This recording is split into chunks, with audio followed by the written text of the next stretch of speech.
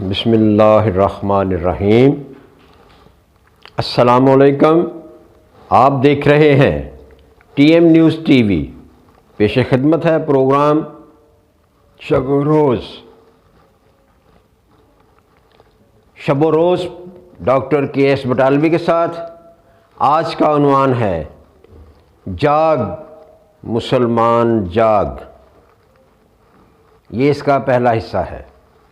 رحمتوں، برکتوں، گناہوں سے بخشش، جہنم سے آزادی، حصول جنت کا ذریعہ ماہ رمضان۔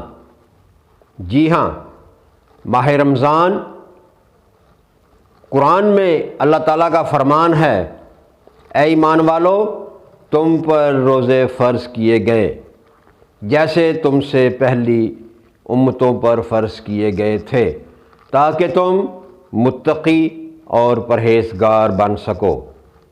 میرے مسلمان بھائیوں، دوستو، رمضان کی آمد ہے، بھرپور فائدہ اٹھا لیں۔ ایک حدیث پیش خدمت ہے۔ نبی کریم حضرت محمد صلی اللہ علیہ وآلہ وسلم کی خدمت اقدس میں دو شخص پیش ہوئے، ایمان لائے، اسلام قبول کیا۔ ایک ہی وقت میں دونوں شخص مسلمان ہوئے۔ ایک شخص شہید ہو گیا، دوسرا شخص 1 سال کے بعد اپنی طبی موت سے فوت ہوا۔ حضرت طلحہ رضی اللہ تعالی عنہ خواب دیکھتے ہیں کہ جو صحابی 1 سال بعد فوت ہوا، طبی موت فوت ہوا، وہ جنت میں پہلے داخل ہو گیا، اور جو پہلا شخص شہید ہوا تھا وہ بعد میں داخل ہوا۔ یہ خواب نبی کریم علیہ الصلاۃ والسلام کی خدمت اقدس میں پیش کیا گیا۔ آپ نے فرمایا، جو شخص 1 سال بعد فوت ہوا، اس کی زندگی میں ماہ رمضان آیا، اور اس نے ماہ رمضان کو پورے احترام کے ساتھ، پورے اہتمام کے ساتھ، ایمان اور احتساب کی نیت سے، اللہ کی خوشنودی کی نیت سے، حصول جنت کی نیت سے اہتمام کیا۔ روزے رکھے، نماز 5 گانا ادا کی، اور قیام اللیل کا اہتمام کیا۔ دوستو، بھائیوں، آپ کو ایک خاص بات یاد کرا دوں۔ اس ماہ رمضان میں آخری عشرہ میں، آخری دھاکہ میں ایک ایسی رات آتی ہے جس رات کے متعلق نبی کریم علیہ الصلاۃ والسلام کا فرمان ہے کہ یہ رات 1000 مہینوں کی عبادت سے افضل ہے۔ یہ رات 1000 مہینوں کی عبادت سے افضل ہے، یعنی اس ایک رات کی عبادت جو ہے وہ 1000 مہینوں سے بہتر ہے۔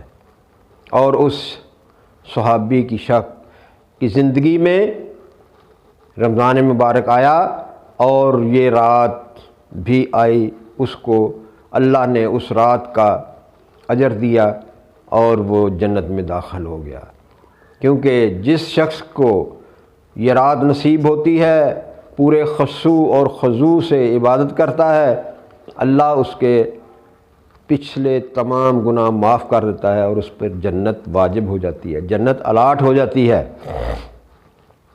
اور جس پر جنت الاٹ ہو جائے وہ انتہائی خوش قسمت انسان ہے۔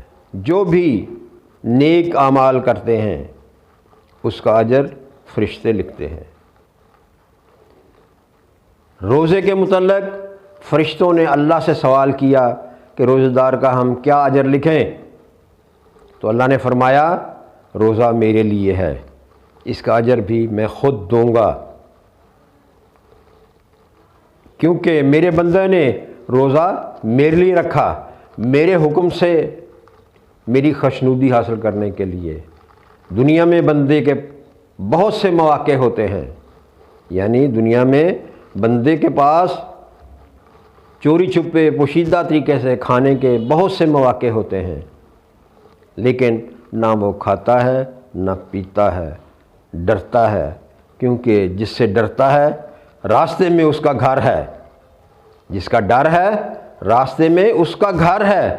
یعنی اللہ تبارک و تعالیٰ کا فرمان ہے، میں بندے کی شارگ سے قریب ہوں، ہر کھانا ہر پینا شارگ سے گزرے گا، اور راستے میں وہ اللہ کا گھر ہے، اللہ موجود ہے وہاں، اس کا ڈر ہے، اس کا خوف ہے۔ اگر اس کا ڈر خوف نہ ہو تو ہم کھانا پینا کھا سکتے ہیں، لیکن نہیں کھاتے۔ اس لیے اللہ نے فرمایا میرے بندے نے میرے لیے روزہ رکھا اور اس کا اجر بھی میں ہی دوں گا۔ دوستو، آپ سب لوگوں سے، آپ سب دوستوں سے، بھائیوں سے گزارش ہے، ماہ رمضان کا پورا اہتمام کریں، پورے خشوع و خضوع کے ساتھ، اللہ کی رضامندی، اللہ کی خوشنودی اور حصول جنت کی نیت سے پوری محنت کریں، اللہ اس کا ضرور اجر دے گا۔ اللہ پہ یقین رکھیں۔ ایمان اور احتساب الفاظ ہیں، ایمان اور احتساب۔ ایمان اور احتساب کے لیے یقین ضروری ہے۔ آپ اپنے یقین کو مستحکم کریں، مضبوط کریں اور پورے یقین کے ساتھ رمضان کا اہتمام کریں۔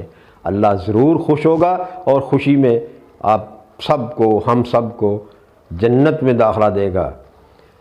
ایک اور حدیث پیش خدمت ہے، اگر کوئی مسلمان بغیر شرعی عذر کے رمضان کا فرض روزہ چھوڑ دیتا ہے، اس کے لیے حکم ہے وہ ساری زندگی روزے رکھتا رہے، رمضان کے فرض روزے کے برابر اجر نہیں مل سکتا۔ یعنی پوری زندگی روزے رکھے پھر بھی ایک روزے کے برابر ثواب نہیں مل سکتا۔ ہمارے معاشرے میں بے شمار عذر بہانے موجود ہیں روزہ چھوڑنے کے لیے، افسوس فرض روزے کا متبادل ہی نہیں مل سکتا۔ اس لیے عذر بہانے چھوڑ کر ابھی سے اپنی نیت، اپنا ارادہ مضبوط کر لیں۔ نفس کے خلاف جہاد کرنا ہے۔ جس شخص نے نفس کے خلاف جہاد کیا اور کامیاب ہو گیا وہی سچا مسلمان ہے، اسی کی دنیا بھی سنور گئی اور آخرت بھی جہاد کے لیے کمر بستہ ہو جائیں۔ کیا معلوم دوبارہ زندگی وفا کرے نہ کرے، اور ایسے مواقع نہیں ملتے۔ رمضان آ چکا ہے، چند دن کے بعد رمضان آ گیا، سمجھ لیں آنے والا ہے۔ میں تو سمجھتا ہوں کہ یہ آ گیا ہے، اس لیے ابھی سے اپنے ارادے، اپنی نیت کو مضبوط کر کے کمر بستہ ہو جائیں اور اس موقع کو غنیمت جانتے ہوئے پورا فائدہ اٹھائیں۔ ایک اور حدیث پیش خدمت ہے، نبی کریم علیہ الصلاۃ والسلام کے ساتھ، صحابہ کے ساتھ مسجد نبوی میں تشریف فرما تھے۔ ایک اجنبی مسافر سواری پر سوار آیا، اس کے چہرے سے، اس کے لباس سے سفر کے نشانات واضح طور پر نظر آ رہے تھے۔ اس شخص نے خدمت اقدس میں عرض کیا، اے اللہ کے رسول، اے اللہ کے نبی صلی اللہ علیہ وآلہ وسلم، مجھے کچھ ایسے اعمال بتائیں جن کے کرنے سے میں جنت میں داخل ہو سکوں۔ آپ صلی اللہ علیہ وسلم نے فرمایا، 5 وقت کی نماز پابندی سے ادا کریں، ماہ رمضان کے فرض روزے رکھیں، اگر نصاب میں آتے ہیں تو زکوٰۃ ادا کریں، اگر نصاب میں آتے ہیں تو حج کریں، مال و متاع ہے تو حج کریں۔ اس شخص نے یہ بات سنی تو کہنے لگا، مجھے اللہ کی قسم ہے جس کے قبضہ قدرت میں میری جان ہے، میں اس میں نہ کمی کروں گا نہ زیادتی، اور واپس مڑ گیا۔ اس کے واپس جاتے ہی نبی کریم علیہ الصلاۃ والسلام نے صحابہ سے کہا، صحابہ جس نے دنیا میں کسی جنتی شخص کو دیکھنا ہے وہ اس شخص کو دیکھ لے۔ سبحان اللہ، سبحان اللہ، یہ ہے تعمیل حکم کا اجر۔ ہمیں بھی یہی حکم ہے۔ اللہ کا فرمان ہے آپ کے نبی جو آپ کو دیں وہ لے لیں، اور جس سے روکیں اس سے رک جائیں، یعنی جس سے منع کریں اس سے منع ہو جائیں، اس میں نہ زیادتی کریں نہ کمی کریں۔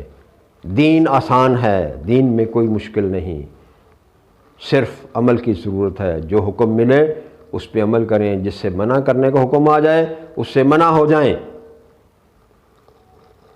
قرآن میں ایسے بہت سے جگہوں پر فرمایا گیا ہے، اگر مگر چونکہ چنانچہ نہ کرو،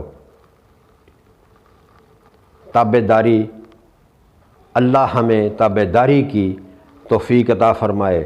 اس صحابی کی طرح، جیسے اس صحابی نے فوراً اللہ کی قسم اٹھاتے ہوئے کہا کہ میں اس میں نہ کمی کروں گا نہ اس میں زیادتی کروں گا۔ اللہ ہمیں بھی یہی توفیق دے، یہی ہمیں ہمت دے، ہمارے دل، ہمارا ذہن یقین محکم پہ قائم ہو جائے۔ آمین۔ دیکھتے رہیں T M news T V. آئندہ پروگرام تک اجازت، اللہ نگہبان۔